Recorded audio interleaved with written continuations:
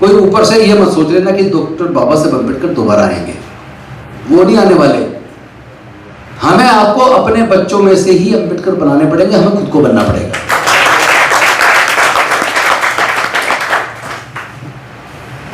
मन के जीते जीत है और मन के हारे हार।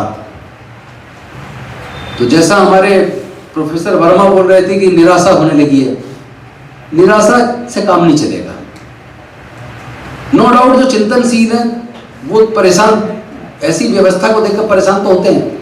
एक तरफा सारी संवैधानिक संस्थाओं को ध्वस्त किया जा रहा है, सुप्रीम कोर्ट हाई कोर्ट तक नहीं बची है, वहां भी जजमेंट अब आप ये मान लो कानून से नहीं हो रहे। पहले कहते थे ना एविडेंस और लॉ के हिसाब से जजमेंट होती है, अब तो आपने देखा होगा आस्था के आधार पर जजमेंट हो रही है। सुप्रीम कोर्ट का चीफ जस्टिस कह रहा है बाबरी मस्जिद वाले, राम मंदिर वाले केस पे मैंने भगवान को याद किया, उनसे पूछा मैं क्या करूं, और फिर निर्णय दे दिया। जब देश का चीफ जस्टिस ऐसी बात करेगा तो भाई न्याय मिलेगा क्या? अरे जिससे तू मांग रहा हाथ जोड़ के, अगर वो होता, अगर उसके पास कुछ होता न्याय करने का, तो फिर तुम्हारी कोर्ट की न्यायालय की जरूरत ही नहीं पड़ती, फिर तो खुद ही न्याय कर देते ना। जिसको न्याय की कुर्सी में इसलिए बिठाया कि तुझे न्याय देना है, और संविधान ने कह दिया न्याय देते वक्त तुम्हें कानून के हिसाब से और साक्ष्यों के आधार पर जजमेंट देना है। वो कह रहा है कि कानून और साक्ष्य मैं सोच रहा हूं साइड में रख दूं, मैं आस्था के आधार पर दे देता हूं, तो फिर न्याय कहां हुआ? न्याय कहां हुआ? जिस संविधान की शपथ ले रहा है, जज बनते पुनिया साहब शपथ नहीं जाते, मैं संविधान की शपथ लेता हूं निष्पक्ष रूप से, बिना भेदभाव के, बिना जाति धर्म देखे, मैं सबको समान दृष्टि से कानून के आधार पर और साक्ष्यों के आधार पर न्याय दूंगा। और वो कुर्सी पे बैठने के बाद करा नहीं, साक्ष्य तो खिलाफ से दिख रहे, इसे तो मैं एक तरफ रख देता हूं, कानून भी खिलाफ ही दिख रहा है, इसे भी साइड पर रख देता हूं, मैं तो आस्था के आधार पर दूंगा, फिर तो होली न्याय। देश गर्त में जा रहा है, संवैधानिक संस्था ध्वस्त हो गई है। एक समय था, मुझे नहीं पता आप में से कितने लोग इस सच्चाई को जानते हैं, कितने ही जानते, लेकिन मैं जो जानता हूं वो आपको बता रहा हूं। ये जो संसद होती है या विधानसभाएं होती हैं, उनकी कुछ कमेटियां होती हैं, जैसे public accounts committee, SC ST OBC welfare committee, budget committee, rule committee, petition committee, इस तरह की कमेटियां होती हैं जिसमें सत्ता पक्ष और विपक्ष के सांसदों में से लेके कमेटियों का गठन किया जाता है। हमारे यहाँ दिल्ली विधानसभा में एक कमेटी में 9 विधायक सदस्य होते हैं। पहले क्या था, सदस्य बनाने का, कमेटी का गठन करने का जो अधिकार था, ज्यादातर कमेटी गठन करने का अधिकार स्पीकर को होता था, और कुछ 2-3 कमेटी केवल ऐसे होती है जिसमें वोट डलवाई जाती थी, विधायक वोट डालते थे या सांसद वोट डालते थे, वो उससे कमेटी का गठन होता था। लेकिन ज्यादातर कमेटी का गठन करने का अधिकार स्पीकर का होता था। स्पीकर अपने आप निष्पक्ष रूप से दोनों पक्षों में से लेके मेंबर्स को, कमेटियों का गठन करता था। आज पता क्या हो रहा है, आज सत्ता पक्ष का जो सर्वोच्च नेता है, जो मुख्यमंत्री है या जो पार्टी का मुखिया है, वो वहां से नाम देगा स्पीकर को। कानूनी, ये कानून नहीं है, लेकिन जो प्रैक्टिकल जो हो रहा है, वो नाम देगा इस कमेटी में इनको मेंबर बनाना है। यानी अब जिसको, उस पार्टी का मुखिया जिसको कमेटी में रखना चाहेगा वो नाम देगा, और स्पीकर केवल उनका नाम पर मोहर लगा के अपॉइंट कर देता है। इन कमेटियों का रोल बहुत महत्वपूर्ण था संविधान में। इन कमेटियों का रोल था सरकार को कंट्रोल करना।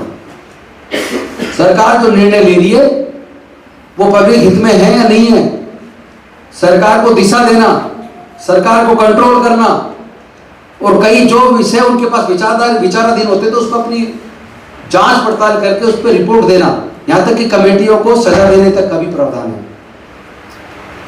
वो कमेटी अधिकारियों को भी सजा दे सकती है। कोई मंत्री जब प्रश्नकाल होता था, प्रश्न पूछा जा रहा है और मंत्री प्रश्न का जवाब झूठा दे दे तो प्रिविलेज में काउंट होता था, matter of breach of privilege of A member of the house. उसमें मंत्री की सदस्यता जा सकती थी। अधिकारी अगर गलत कर रहे हैं, झूठ बोल रहे हैं, झूठा जवाब दे रहे हैं, अधिकारियों को सजा दे देती थी विधानसभा एवं संसद। लेकिन आजकल क्या हो रहा है, कमेटी का गठन पार्टी का मुखिया या मुख्यमंत्री और प्रधानमंत्री कर रहे हैं। नो डाउट सिग्नेचर खुद नहीं करेंगे, सिग्नेचर तो स्पीकर ही से होगा, क्योंकि संविधान है, कानून है। और उनके पास कौन सा समय, कौन सा विषय लगना है, किस विषय को कमेटी को सुनना है, किसको छोड़ देना है। अब इसको कमेटी तय नहीं कर रही, स्पीकर तय नहीं कर रहा, अब इसको जिसकी पार्टी की सत्ता है उसका मुखिया तय कर रहा है। तो डेमोक्रेसी बची कहां? अब सरकार को कंट्रोल करने वाला सिस्टम ही खत्म हो गया है। और ऊपर से धर्म के नाम पे लोगों को अंधा इसीलिए किया जा रहा है, इतना अंधा बना दो कि वो बस नारे लगाते रहे, भूखे पैसे नारे लगाते, जब ज्यादा भूख से तड़फेगा फिर थोड़ा सा खाना दे दो, तो उसे ये रहेगा यार देखो इसने हमें खाना दिया है, हमारा इससे बड़ा हितैषी कोई नहीं हो सकता, इसने हमें खाना दिया है। पर उसका इस पर ध्यान ही नहीं जाएगा, इसी ने तेरी नौकरी छीनी है, इसी ने तुझे इस हालत में पहुंचाया है कि तू खाने के लिए इस पर निर्भर है। पहले लोग अपनी मेहनत से खाते थे, सरकार थोड़ा देती थी, सरकार लेकिन रोजगार का अवसर बनाती थी। मनरेगा किसने दिया? रोजगार, मिनिमम रोजगार गारंटी दी ना, किसने दी? फ्री एजुकेशन किसने दी? राइट टू इंफॉर्मेशन किसने दिया? और छीना किसने? अब सब छीन चुका है। इन मुद्दों को, सच को जानना और समझना आगे की दिशा तय करने के लिए बहुत जरूरी है। जो दशा हमारी हो चुकी है उसके कारण समझ लिए होंगे आपने, और जो दिशा हमारी तय होनी चाहिए उसका तरीका भी थोड़े शब्दों में, कम समय में बताने की मैंने कोशिश की है। मैं सिर्फ इतना कहूंगा साथियों, समय गंभीर है लेकिन हिम्मत नहीं हारनी है, निराशा को नजदीक नहीं लगने देना है। नो डाउट वो लोग अंधकार पैदा कर रहे हैं, लेकिन उस अंधकार को दूर करने के लिए आप दिया जलाने की कोशिश करते रहिए। प्रकाश आएगा, उजियारा होगा। हमें फिर से अपने बच्चों को गुलाम बनना स्वीकार नहीं है। हम लोग इस लड़ाई को लड़ेंगे और मुझे यकीन है आज नहीं तो कल हम लोग इस लड़ाई को जीतेंगे, क्योंकि प्रजातंत्र में जनसंख्या बहुत बड़ी चीज है। वोट से सरकारें बनती गिरती हैं, लेकिन उस वोट को यह एहसास होना चाहिए कि यह वोट का अधिकार कितनी मुश्किल से डॉक्टर बाबा साहब अम्बेडकर ने दिलवाया है। वरना वोट का अधिकार तो केवल इनकम टैक्स को मिलने वाला था, जो इनकम टैक्स पे ही है, जो बड़े जमींदार है, ग्रेजुएट है। संविधान सभा तो केवल उनको वोट का अधिकार देना चाहती थी, लेकिन बाबा साहब के संघर्ष से वोट का अधिकार सबको मिला ना। तो उसकी कीमत तो समझो 1500 रुपए में, 5-10 किलो अनाज में, शराब की बोतल में अपनी वोट को बेच रहे। और वो आपकी वोट से चुन के जाने वाला आदमी, उसने इतने सारे टैक्स लगा दिया। बीड़ी का बंडल खरीदते हो उस पर भी जीएसटी लग रहा है, चप्पल खरीद रहे हो उस पर जीएसटी लग रहा है, और तुम्हारे से जो टैक्स के रूप में पैसा इकट्ठा हो रहा है, मान लो 100 रुपए इकट्ठे हुए, लिए आपसे वो 100 रुपए, उस 100 रुपए में से 5 रुपए तुमको बांट दिए, 2-2 पैसे, और तुम खुश हो रही है, बढ़िया सरकार है इसने हमें 5 रुपए बांट दिए।